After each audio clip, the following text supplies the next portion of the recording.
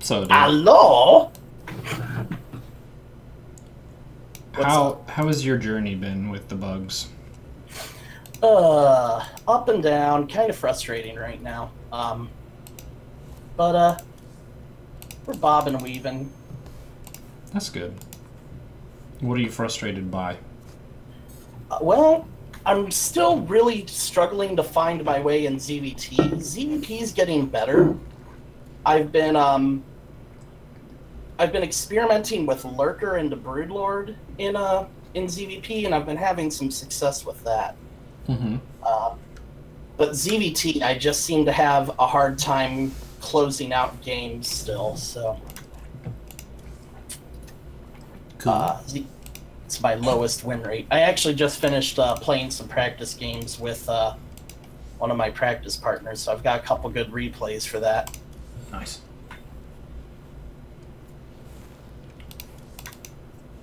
Yeah, ZVT, I feel like this season varies based on the map by a pretty big margin in terms of how the matchup feels and how effectively you can end the game against someone who is behind. So I actually got coaching from Juno in a game on this map where I'm against Tank Ghost Lib.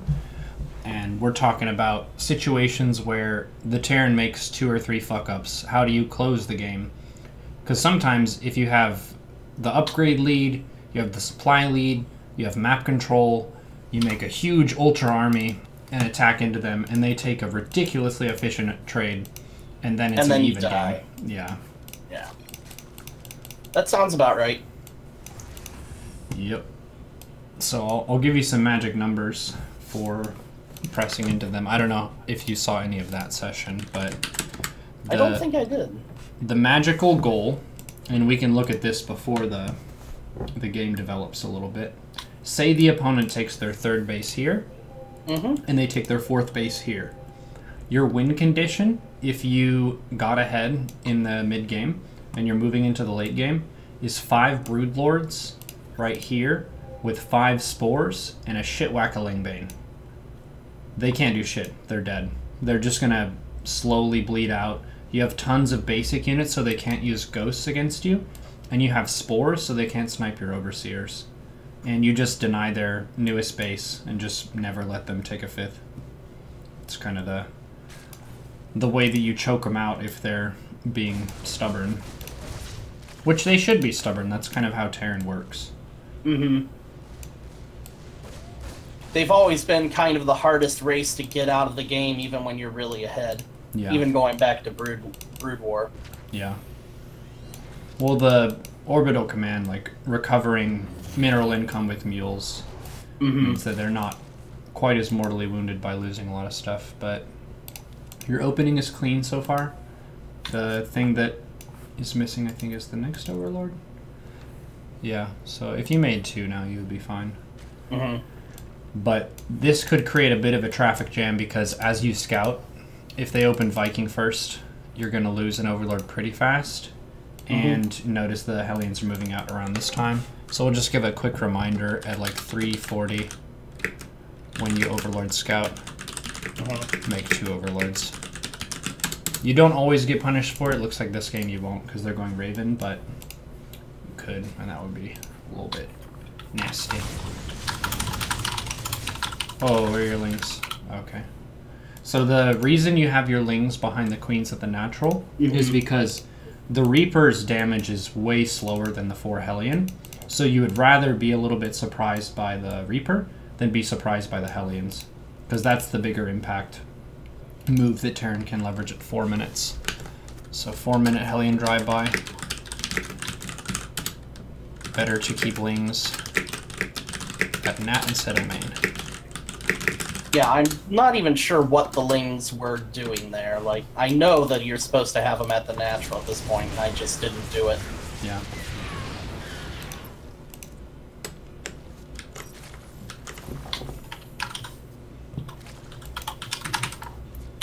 So, a good creep objective, and I kind of had to figure this out the hard way, is getting creep on this upper ridge on this map. So Blackpink is a pretty defensive map.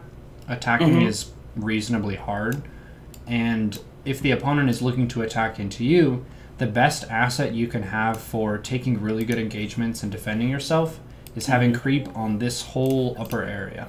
If you have it all up there, you can take either 4th base, you can move your units to defend real fast, and you're just in a super good spot. The main spot that I've been looking at in my games to control and really contest is them running stuff up this ramp. There are a lot of times where it's comparatively few units that you could just smash, and they walk up the ramp and then spread out and pre-split and get a super good position, and then it's a huge problem. But this is your half of the map, so the main map features to figure out are the top of this ramp is yours. If they want to take it, they need a ridiculous amount of stuff. And then this plateau is yours, and that allows you to get your 4th and your 5th online. Right. So that makes sense. Keep the plateau.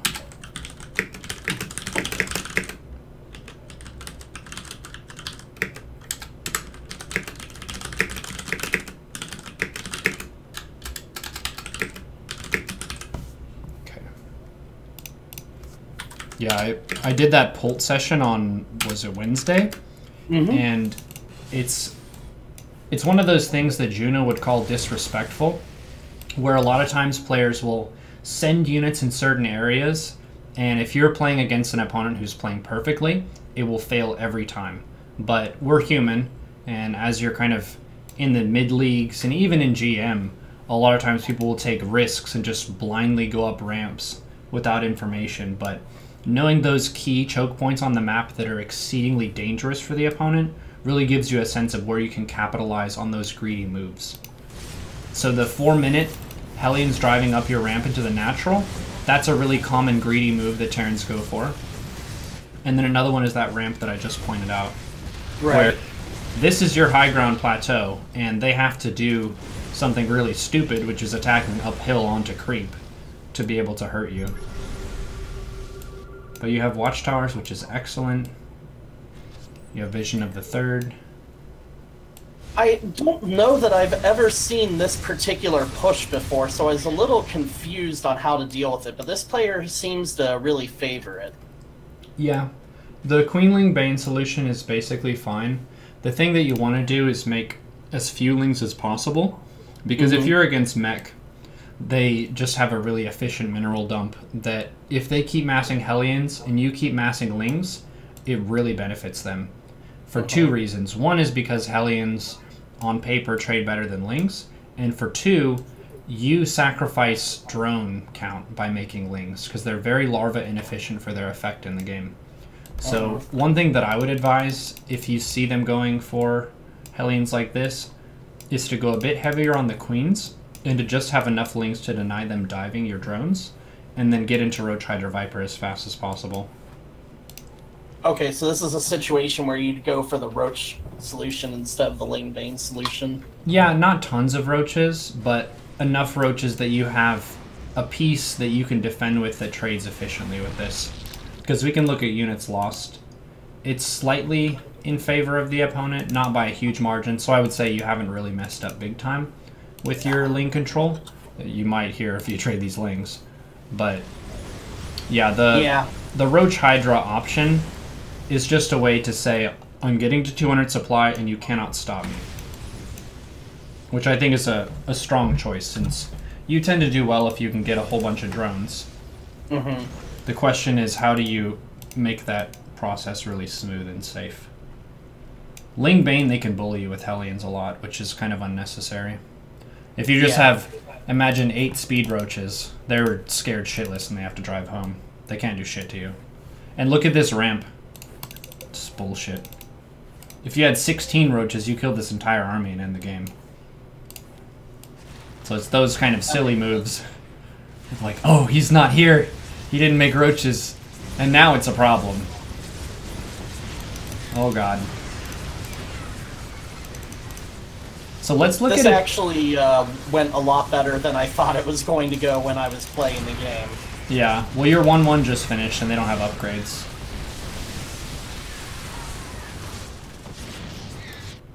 Okay, so you got your Hydroden. One thing that I've done in some of my games is whenever I figure out that it's mech with lots of factories, I'll just drop the Roach Warren, Hydroden, Infestation Pit all at the same time. Because I know what my max out is going to be. And I'm not really in a hurry to make early roaches, but roaches are going to be a part of that process. But you did a good job creeping this ridge. Yeah, I was a little slow at the start, but I think I made up for it later in the game. 2-2.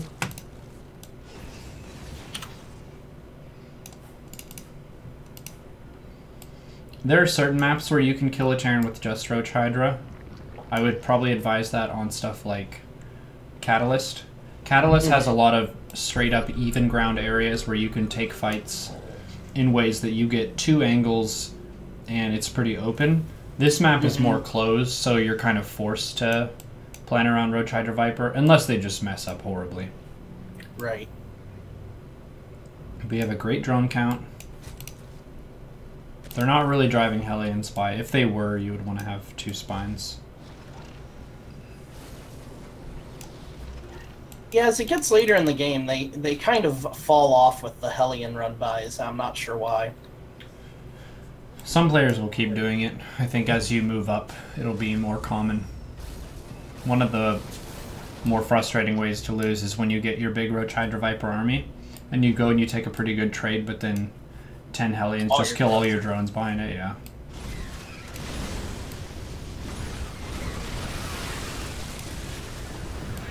I think maybe I spent a little too much attention chasing these Hellions down. Yeah. Terran generally has a mineral surplus if they're playing mech, so it doesn't really impact the game in a huge way. It does make it harder for them to push into you by a little bit, but the flip side is it also allows them to make more gassy units like tanks and stuff with their push. So looking at this area, your creep is so good that you know exactly where their army is going to be. So you have an opportunity for a really big concave here, where you can establish an arc, some units there, spread around to here, spread around to here. And that's super great. These rocks would have been really nice to kill. I would probably prioritize killing the rocks over chasing Hellions off creep. Just because those rocks are helping them not get flanked from that one side over there. Right. Yeah, this is pretty good. Pretty good engage. Your upgrades are awesome. You have 2-2. That's part of why these engagements are so one-sided, because they have 1-1 still. And then you're creeping after this. This was a good game for you, I think. You're doing a lot of the stuff we've talked about correctly. Do you still manage to sneak a lot? Yeah, unfortunately. They just get a really good max out with Tank Raven Ghost, and I kind of like get caught out of position morphing Broodlords too far out on the map. And morphing too many Broodlords. Yeah, 5 is kind of the magic number where you don't really get exploited by Vikings and stuff. You're still mostly ground. Trying to chase the floating command center was cute, but I don't think it was worth it. Burrow tends to help me a lot in these scenarios where I feel like I own the map and the Terran is able to defend a few bases, but I've denied some stuff, so just burrowing Ling here, there, and there, and then having a sort of starvation strategy where you trade with every locust wave. If you have 12 Storm Hosts, you should always trade with your army, I think, unless your army is on creep. So that's... ouch. Yeah, that tends to hurt a little bit. I wasn't even looking. I turned around and my army was dead. Rip. So this is where things started to go horribly wrong for me.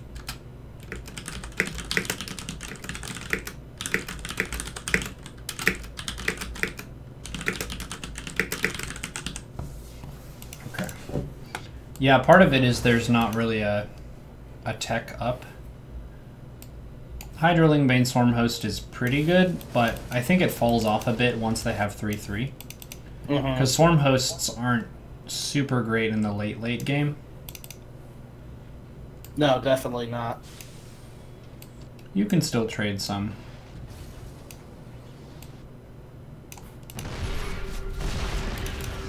Hydras actually fall off a bit in the late stage too. Having Lingbane, some Broodlords, and Infestors are actually a pretty potent unit in the late game. Here, let me show you a game. Did you see the Proxy Tempest tournament thing I played in? Bits and pieces of it, I think. Okay. Well, there was a game where I was facing exactly this, which is the turtled whatchamacallums. Ghost Liberator Raven stuff, which I think would be even more annoying to deal with than this. Okay, pass me lead real fast. Yeah, sorry. We can kind of zoom through the early game. I just wanted to show you what the composition looks like and how it works. Yeah, sure.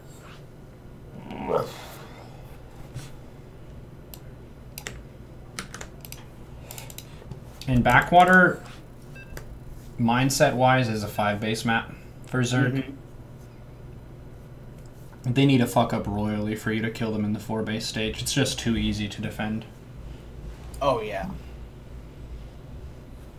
I think we kind of get the bad habit sometimes where the 4-base aggression works so often that it's like, yeah, I'm going to try and contest their 4th, and on this map you just fall on your face. Yeah. Damn.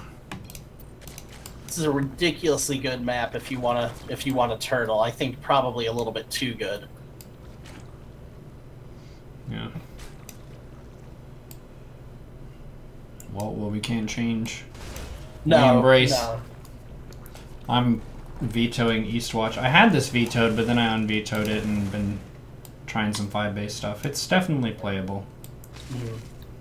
I had Eastwatch vetoed for a little while, but my my win rate on Neon Violet was worse, so I switched that veto. Yeah, Neon Violet is pretty volatile because it's hard to scout if you're getting all in, and if they're playing carriers, it's pretty easy to defend. Carriers or turtle mech.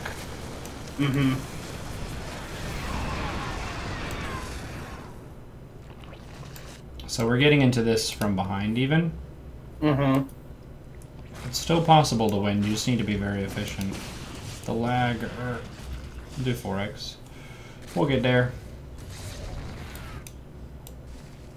I've noticed since the last patch that after a few games, my frame rate starts to go to shit in StarCraft.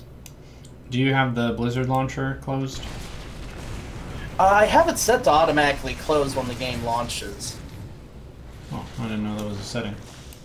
Yeah, there's actually a setting in the menu to set it to do that, but Nice. it doesn't seem to help. The only thing that seems to help is quitting the client and restarting, or quitting the game and restarting it, rather. Yeah.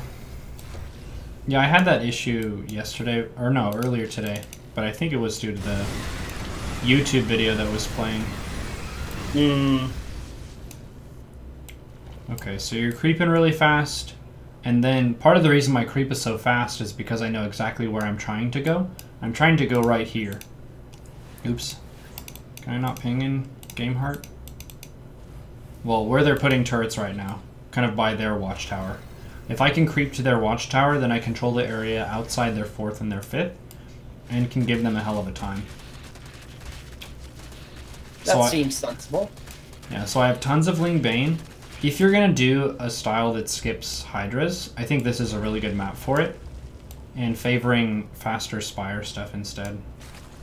So I'm getting 3/3 melee, Infestor upgrade, Swarm Host Ling Bane Corruptor. It's just an army that is super efficient. It's not incredibly strong, but if I have creep, then they can't really dive into me with 3/3 Bane upgrades and stuff. Now it's just all about taking some small trades every time the Locust cooldown is up. Mm-hmm. And delaying the 6th base basically indefinitely. Right. I found, like... Oh, yeah, you can't ping. I found abusing the 3rd base, the pocket 3rd base with Swarm Host can be really effective, too. Yeah, one of the risks, though, is if your Swarm Host count is pretty high, and you blow the cooldown on Econ harassment, sometimes they'll just move across the map and kill you. Mm-hmm. So that's kind of why I've been keeping the Swarm Host with my army, just so it's more of a really efficient way that I can trade armies with them and just wear them down and kind of respect their ability to spam missile turrets. Yeah, with as many missile turrets as this opponent has, that would definitely not work. Yeah. But if we look at the units tab, I have 79 drones, and here I'm using all the free units. So I have tons of Infested Terran, I have Locusts from 15 Swarm Hosts, and a few Corruptors, not a ton, and Queens and Ultras. So it's just everything that I have is super efficient right now. Mm-hmm.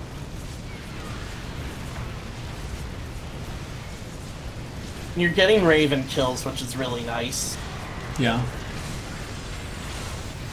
It's also controlling the Raven's energy, because with this strategy, you're deciding for the Terran when and where they're going to use their Raven energy, as opposed to kind of... Can't just bank it up. Yeah. Yeah, if they bank it, then they can kind of get in their happy place and have tons of static D at their bases, and then go around and drop auto turrets at your expansions and kill all your stuff.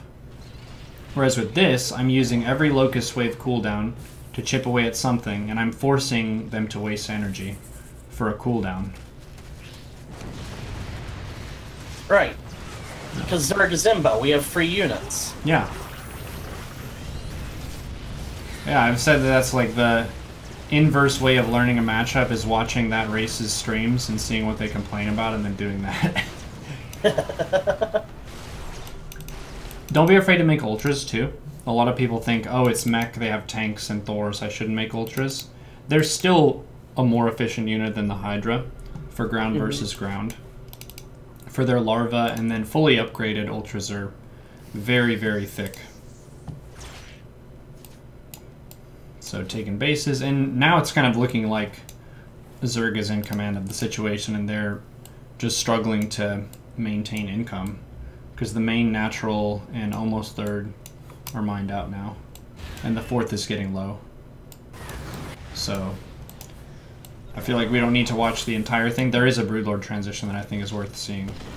Okay. But aside from that, this is kind of the main idea of just switching gears, and instead of going for the I want to beat their army head on, it's more of the I want to create the most persistent and efficient threat I possibly can against you. That makes sense. Yeah.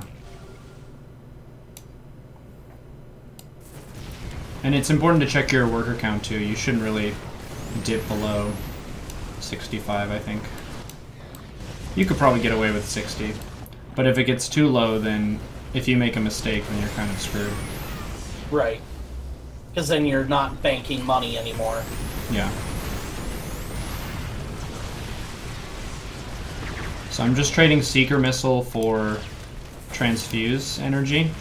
That's fine. That's kind of a break-even exchange. And now we have forward Spords, forward Broodlords. The Broods are supported by the Infestors. And now we have 3 different types of free units with the Infested Terran, the Locusts, and the Broodlings. So this exchange kind of goes on for a while, but you can see their mineral bank is drying up. They just can't get any more money. And this happy little Zergling in the bottom left is blocking this space. So... Oh, nice. Yeah. So we've effectively achieved a win condition here. The opponent survives for 5 more minutes, but we don't really need to watch that. It's basically a 5-minute death animation at this point. Yeah. That's the way to put it. Alright. So... most of the ZVTs I struggle with have kind of gone in that direction. There was another one, and I forgot to Oh, there it is.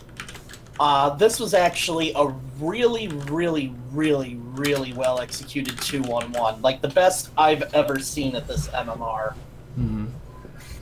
I almost wonder if this guy was like a higher ranked player smurfing on a low ranked account or something, because it was just really, really crisp and really, really scary to deal with. You gave me a party lead, not lobbyist. Oops. Clicking things is hard. Oh, just so you know, 2-1-1 is also better on this map because the base is really spread out. Mm-hmm. So if they did 2-1-1 on every map, it would feel the strongest here, I think. Yeah. Just because of the distance between this space and this space. Well, it was 2-1-1 into Liberator Harass into like Marine Tank, and it just pulled me apart in 14 different directions.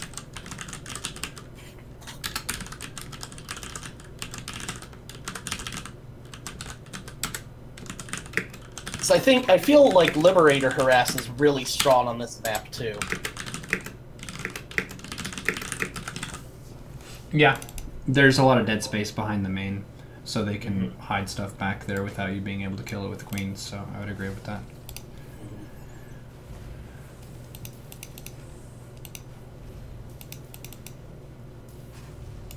Are they supposed to go reactor first with the 2-1-1? I thought it was Tech Lab. I don't know. I don't know.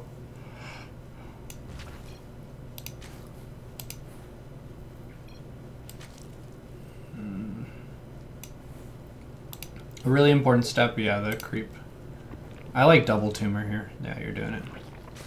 You could spread them out a bit more and keep them a bit further back, so the Reaper can shoot at this one while being off creep. If you put one kind of back and left here, then you gain some progress moving toward your third without putting it at risk. And then the other tumor that's on the right, you can have it closer to your ramp into the main, because there is a lot of space in the main. You can creep your main and then creep out to this fourth if you want to. Okay. But you can defend this with the 2-queen 4-lane. It's not a huge deal, just something to look out for. Probably a good habit to get into. Yeah. It's one of those things where worse Terrans won't punish that, but better Terrans will. Because they kind of have in their head the mental rhythm of when your next energy is going to come up, and they try to snipe the tumor at that time. It's very annoying. When I'll face a bunch of like 5k Terrans or so, and then you'll get a 6k, and they know exactly when that tumor is supposed to go down and shoot it. Much frustrating. Yep. But this is what I'm talking about. Like, normally at this level, you won't see the Medivacs until like 5:15. He's at my base at 5 minutes. Yeah, that's also a relationship with this map. Their main is very close to your third.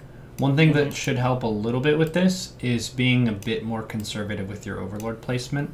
So some areas to control here.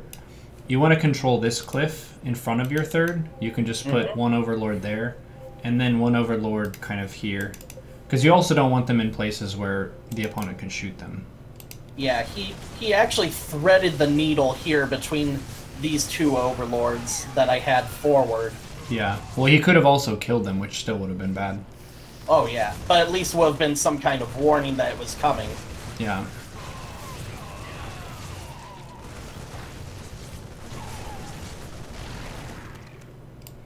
You don't really want to trade lings with Marines.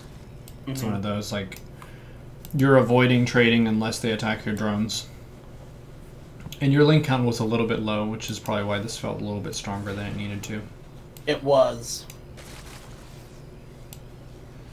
This is a scenario, too, where you can think about the conservative creep tumors, because like the Reaper, these Marines, one of their main jobs is to deny the growth of creep. So you can put tumors, like, by this left extractor spot, or a little bit north of the base, but you don't want to put it right on the edge, because they can basically just shoot it from where they're standing. But you do want to get some of that queen energy down, and keep spreading it. So Liberator in the main.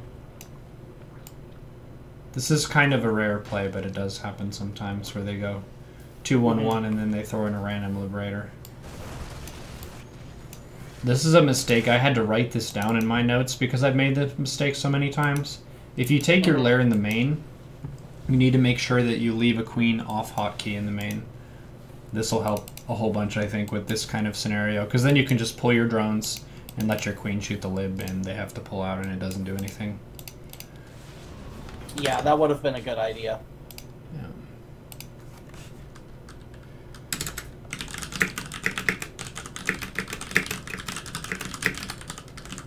I've been working on my queen management today because I've gotten into the bad habit of putting them all on a hotkey and then chasing stuff around and my injects fall off for a long time.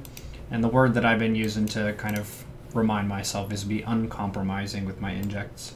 So even if they're harassing, I just make bonus queens and leave them at a base, and then I have my forward queen group that's getting work done. That makes sense. Yeah. So you're droning up. I think I'm actually being too greedy here, because they're on 42 workers. They didn't start their third until 6 minutes 40. So, like 55 drones to 43 workers. I think that's totally fine. A totally fine point to make more units just to be safe. But I didn't scout that they didn't have a third yet, so I'm just kind of playing off the assumption that they're going into a normal macro game here. And they're still going super 2-base aggro. Yeah, this is a very good map for it. You'd almost kind of expect this play because of these rocks. So this is the reason why this playstyle is very common on this map, is they can poke over here on this left side with their Marines, and they really get your focus on the left side of the map, and then their plan is to end the game by pushing into your fourth. This has happened to me before. So that's exactly how this game ends. Yep. The main thing to do is to have, I think, 2 overlords here and there on either side of these rocks. It's kind of annoying for them to shoot overlords there, and you'll know exactly when that's being set up, and really push creep in front of your third and fourth. If you do those things, then you should have a really good sense of what's going on. Another thing that you could try on this map is if they've been in your face, you could play 5 gas instead of 6 and go heavier on Ling Bane and maybe start making units at around 70 instead of 80. Going 80 is very dangerous on this map. Yeah, so I've noticed. This engagement turns ugly. Yeah, well, there's no creep here, so we're kind of stuck. Well, I let the Liberator distract me, and by the time I look back at my army, my queens are all the way like 100 miles out past the edge of my creep with no way to get back safely. Yeah. This focus fire on the Banes is just fantastic. Bane's off creep feels bad. Not just Banes off creep, but slow Banes.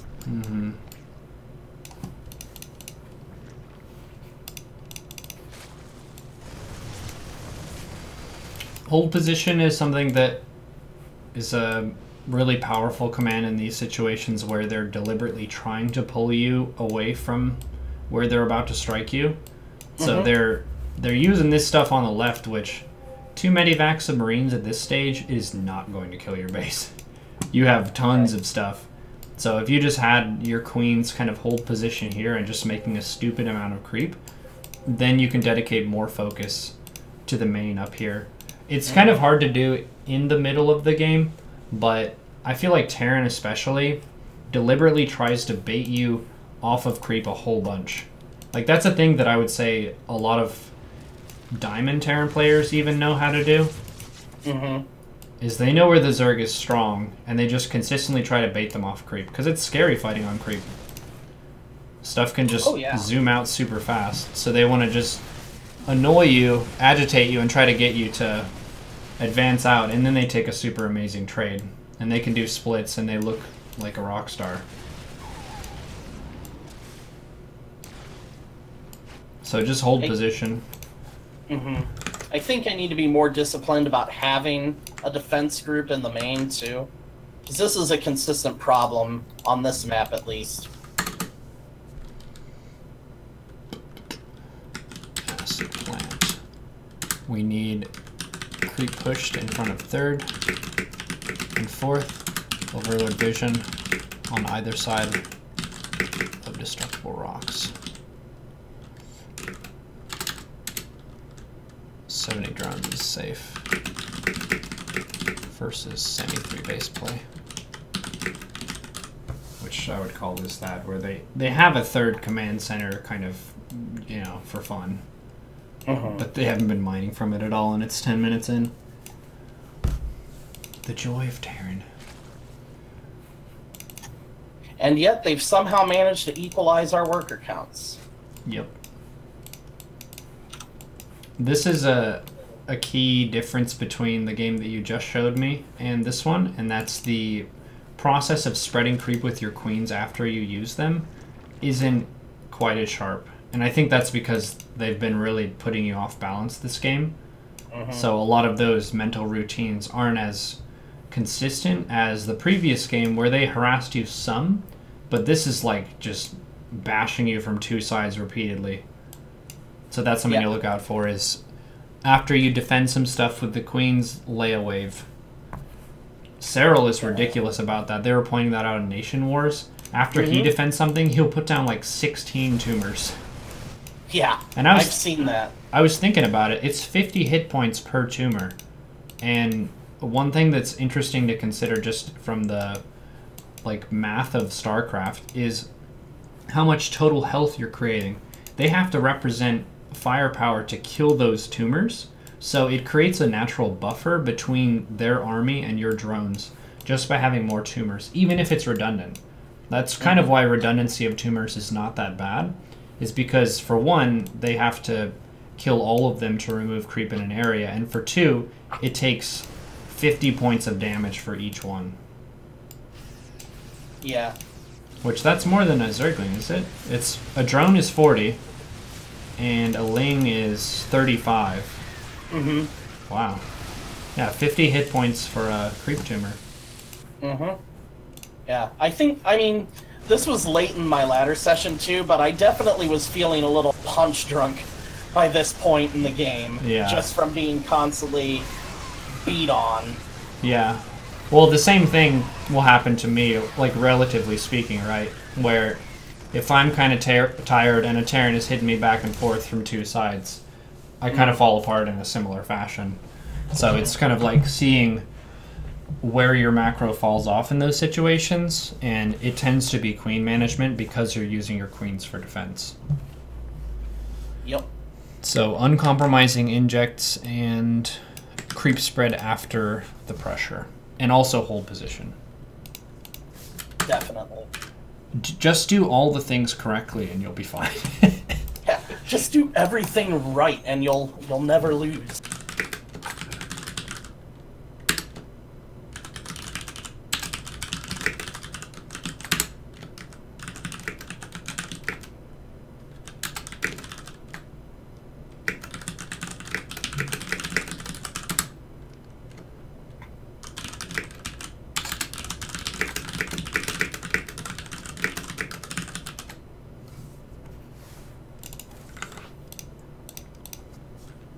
So this is a ZVT. I actually named this Loss versus Bullshit Sky Toss. So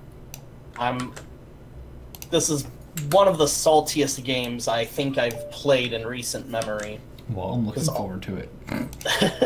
They just turtled behind like 400 cannons on 3 bases and never left their base until they had a ridiculous number of carriers.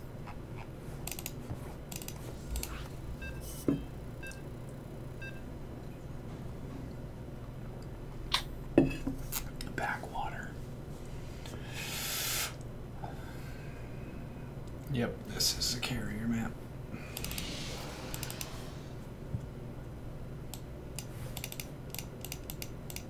I don't know why, but losing to carriers just tilts me more than anything else on the face of the planet. Yeah. I think part of it is if they reach their kind of convergence point of a critical mass of carriers and you have a bunch of different investments, a lot of your investments in the game end up feeling totally worthless. And they have like a single thing that just beats all of your stuff. So yeah, I can empathize with that for sure. Okay, so this is gasless. I think if you're going to do this on a map, this would be the map to do it on. Mm-hmm. Well, I've been experimenting with the gasless opener in ZVP just because, since Ling Drop isn't a thing at Hatch Tech anymore, it makes sense to just play. In my head, it makes sense to play as greedy as I can. You saw this? Try to get ahead that way. You saw this cannon stuff? I think I saw one cannon. I didn't realize that there was a second cannon there at the time. I think even if there's one, you delay your gases even more and just take this. And this is a scenario where prioritizing mineral spending can pay off a whole bunch. Spending larva into drones is valued over making another queen, especially if the opponent opens defensive. Because you can make triple queen later. You don't need this extra queen right now. That seems sensible. Yep. CVP versus the amazing cannon sky toss.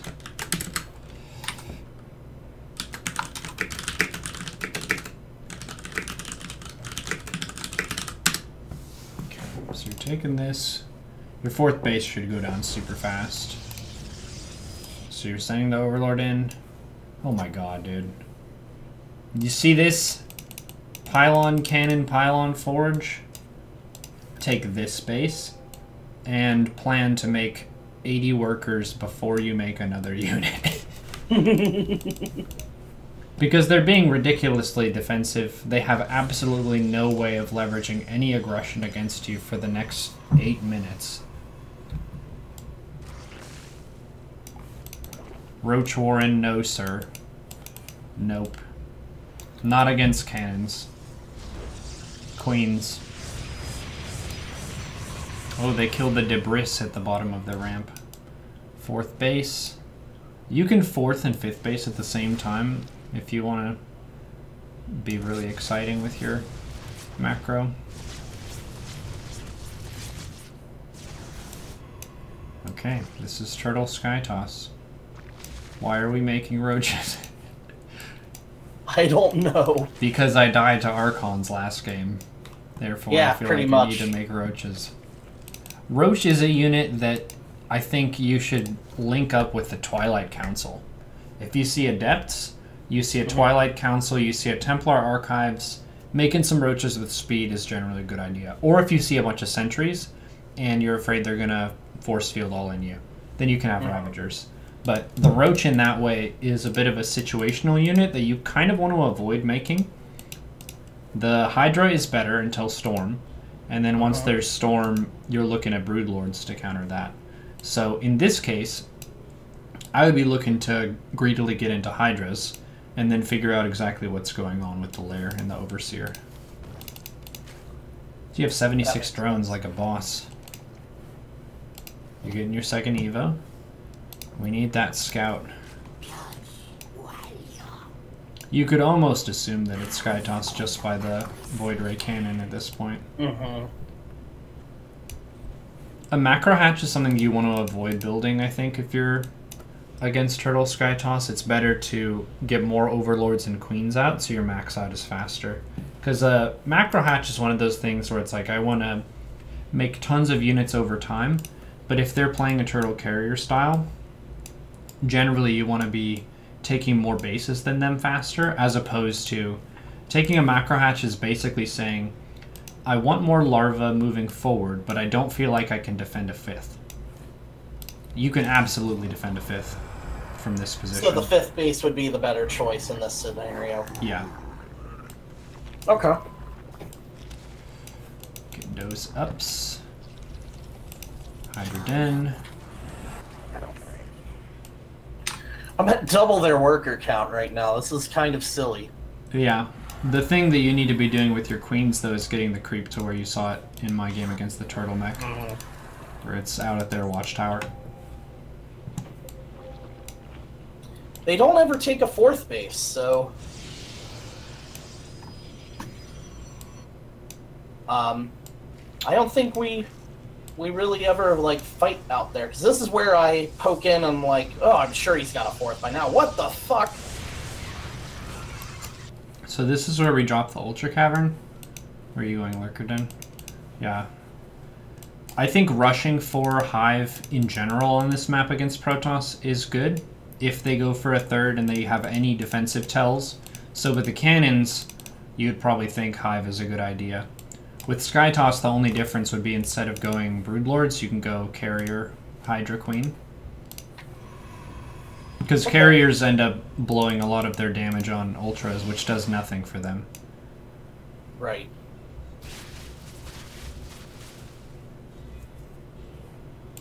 Their logical transition is Templar Archives, which they may create. Maybe not. Oh, yep, Twilight. So the Hydras go in, you can't explain that.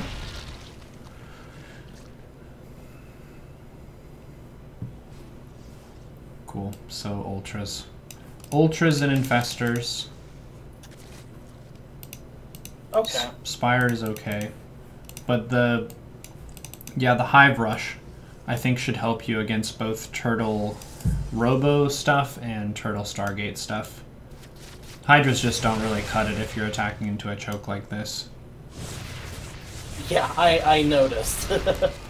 Another really important point, too, is if you spent your minerals into spores and you had, like, half of them here and half of them here, they can't actually kill you.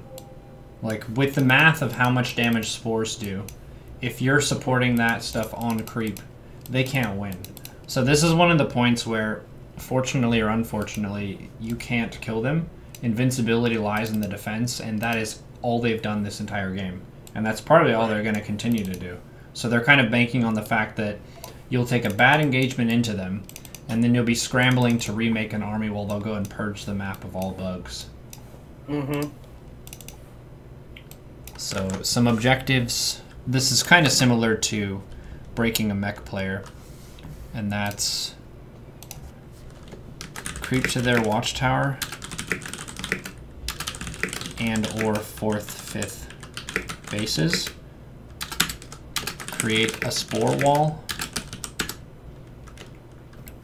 Rush Hive. Super fast. Super fast. And this is versus Turtle play.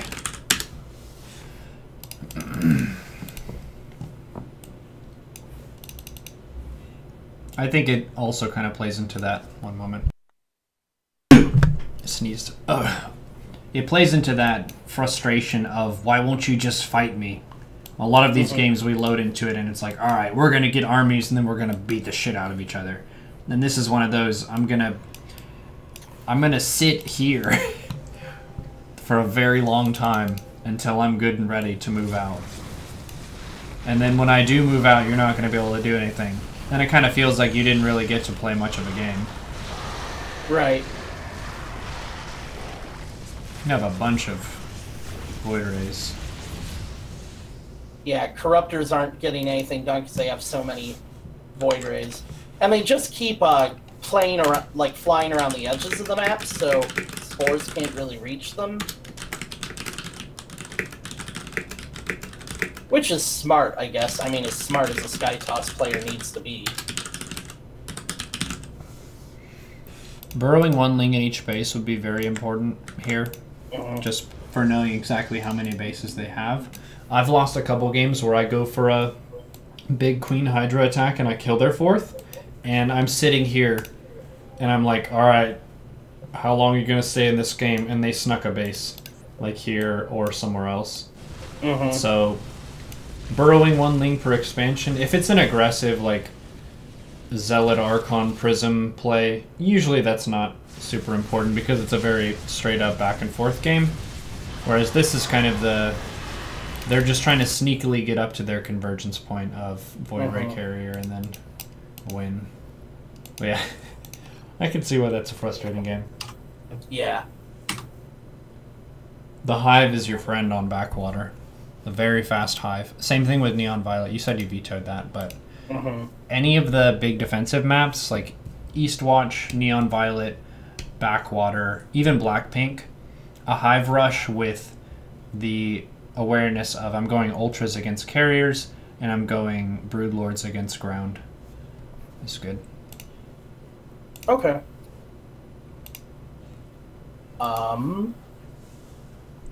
I've got a ZVZ or two to look at if we still have time. Let's do it. Alright.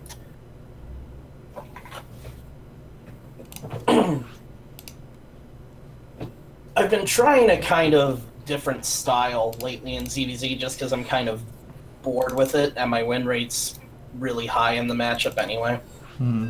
So, and it seems to work really well on this map, but the opponent countered it pretty well. I go for 1/1 Lings into Mutas, and then into Lurker.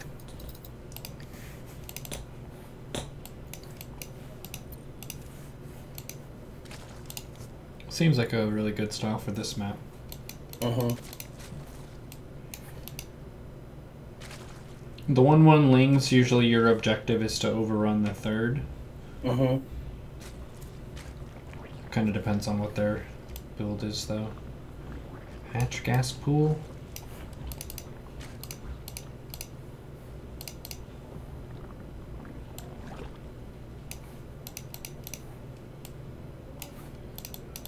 Lings.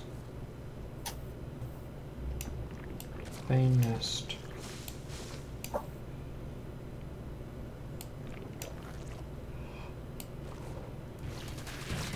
Scout.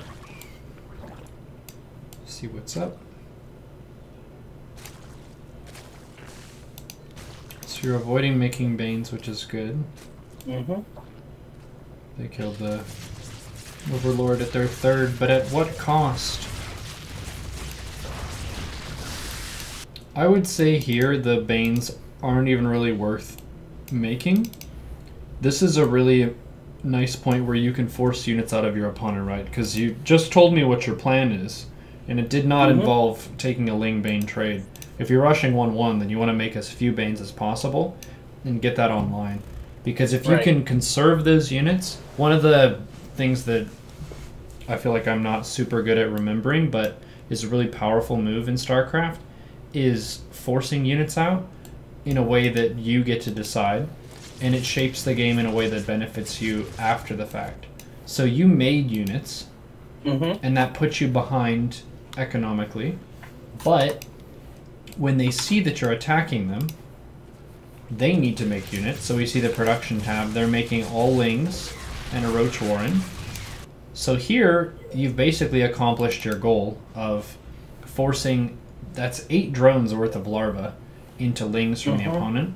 You just run, cancel those Banes, your 1/1 is started, you fall back, and you can make some Lings, but you don't really need to make anything happen here aggressively against the third. Like, they've committed Banes to defend, and this isn't really part of your plan. You're going to really shine at 1/1. You can wait for that.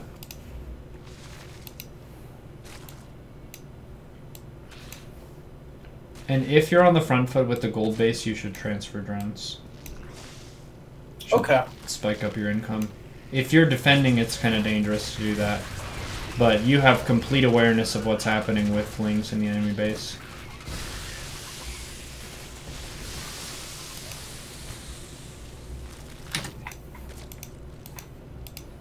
And I've got a pretty decent worker lead at this point. Yeah, and an even bigger income lead if you factor in the gold.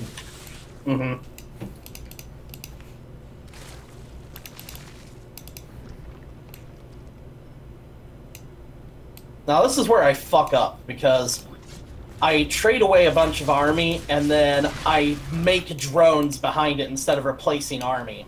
Right. So I lose all that shit here. Right, and that, like, you just finished 1/1, but you don't have a single unit that benefits from it. Exactly. God damn. Feels bad. Yep. So just jump the gun a little bit. If you're going for 1/1, that kind of means you're going to be a little bit more defensive until that happens, or at least conservative with your units, and then you really turn on the jets. You turned on the jets and then stopped attacking right when it was time to turn on the jets. Yep. So you got your lair, you got your spire, got your gases.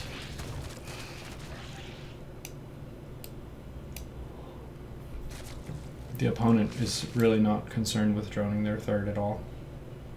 It's not on their checklist. No, their economy is very, very slow compared to me. I'm not sure what the justification was for taking a fourth base when they don't have any drones at their third yet, but... I'll tell you what it is. I have 1,200 minerals. Well, yeah, I guess that makes sense.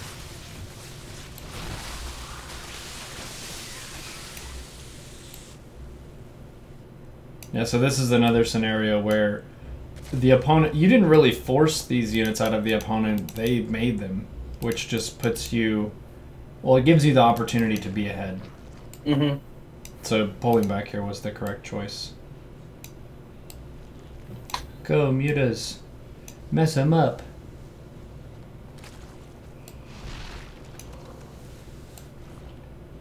So they're attacking with Ling Roach.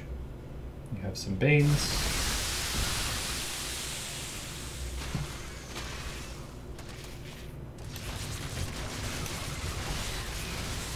So you want to go Lurkers. Your Lurker Den is going. Taking an attack upgrade would be good. Since you went 1-1 melee, you can get a ranged upgrade for the Lurkers. Either get the ranged or go for a fast hive for ultras or something. Right. Because you're kind of looking at... You're putting mutas in the game, how does that shape it? Usually they make hydras. Not always, but usually.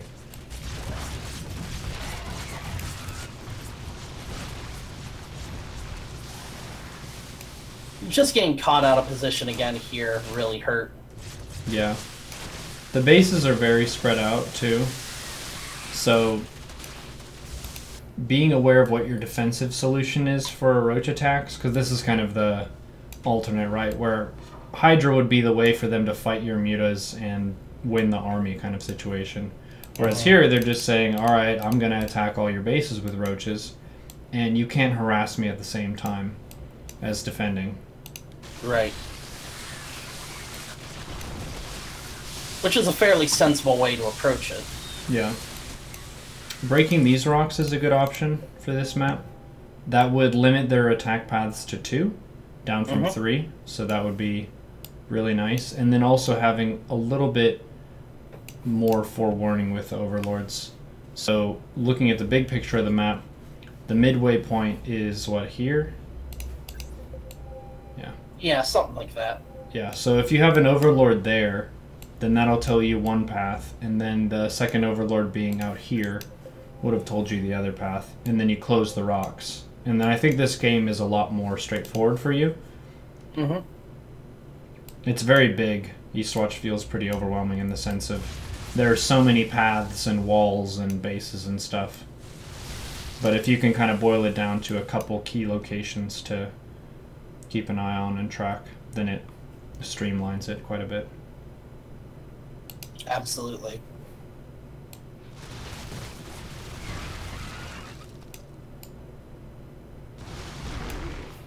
The 17 mutas.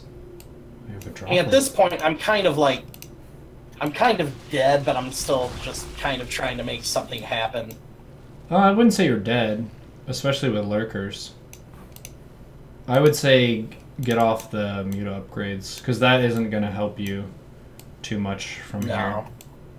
It would be better to make as many lurkers as you possibly can.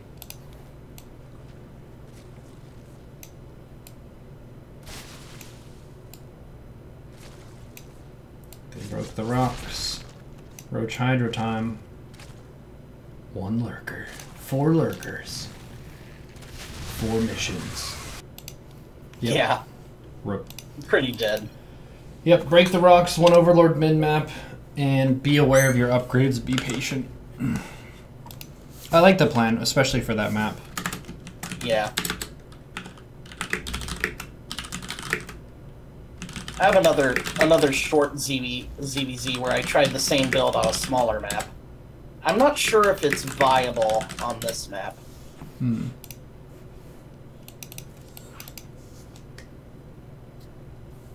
I feel like if the opponent tries to go for like a normal 25 drone Ling Bane all in without upgrades, you kind of get pushed over because your Bane count is so limited by the spending on the upgrades. Hmm.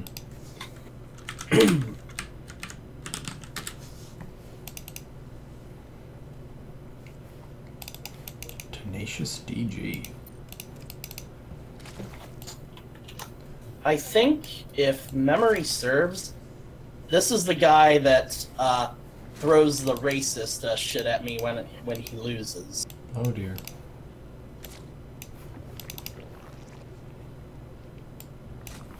And it's interesting the way that oftentimes we tend to show more of our dark side when we're upset, even if it's not really related to that at all. Mm-hmm. Yeah, this is the first time this opponent has beaten me in 8 games over the last couple months, and they've dropped the N-word on me every time I've beaten them. Oh, so it's an easy report. Oh, yeah. Okay. Ling, Queen, Ling speed. So we see this. This is a rather defensive opening, but it's one that fails to secure a third very effectively. So my thought process here, seeing that, is my opponent can spam Lings at me, but they can't send Banes, and they're kind of stuck on 2 bases for a long time. So I'm ahead in the Roach game. Even though I have a Bane nest, by having the 3rd base, I can inject spread creep and then inject my 3rd, and once the 3rd is injected and I have all 3 injected, I'm very ahead. So I would say the opponent's opening is technically not a good one. No, I think the only reason this worked is because I was trying something different, and that their build just happened to, or their tactics just happened to work fairly well against.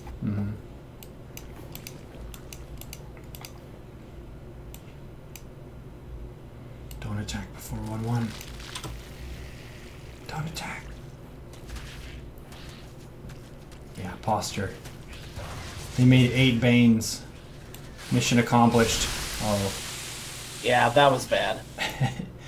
1-1's going. I was like, yeah, I killed a bunch of his Lings. Aww. Yeah.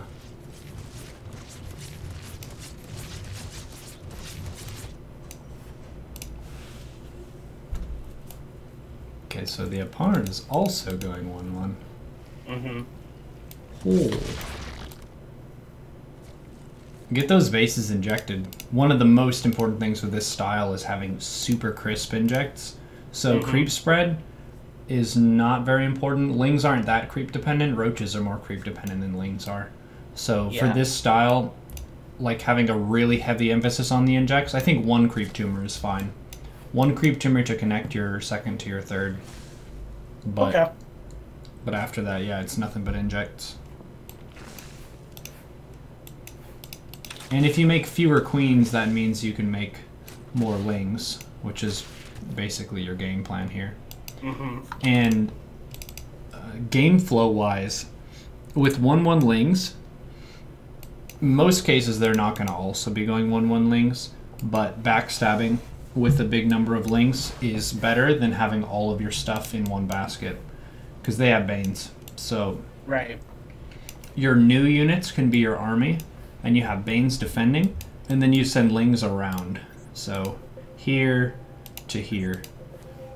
Yeah. And the 3rd base is usually the best target, because it's least likely to have as many safety Banes. You can try to go for the main if you want to. Wow. Lots of Banes.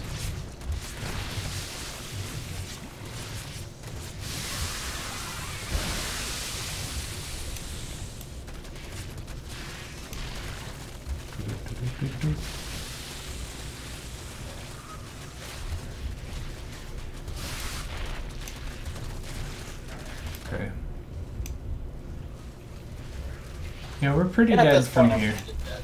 Yeah, but I think the main take-home was, if you see the opponent with Ling speed and queens, you should still make around 10 Lings to contest their third being taken.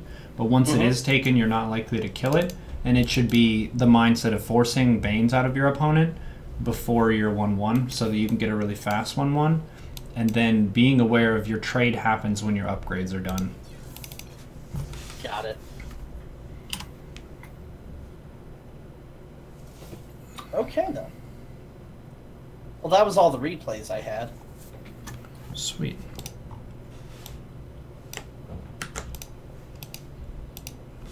Be patient and conserve your units. Backstab with some Lings. Use main. Or use reinforcements. Nice main army. Yeah, your stuff was looking good. You've been doing a lot of stuff better that we've talked about before that was so now it's the next stuff. Right, now I have other things to improve on. Yep. The path of mastery is unending. 1-1 Lings is a cool strat. Alright, cool. So I guess I don't need to throw that build out yet then. No, I wouldn't say it's a bad build. If you do it on abiogenesis, then it's kind of like, what are you doing? But well, I veto that map anyway because I lose a lot on it. yeah, 1312 is a macro build. Right. On abiogenesis. Well, cool. Good luck have fun in your games. I just shipped the notes to the Zerg email. Awesome. Fun working with you as always. Yep, thanks for supporting the stream. Go get him, dude. Alright, I'll talk to you later, bro. Peace. Is there anxiety about taking the fast third base normal? Yes, actually.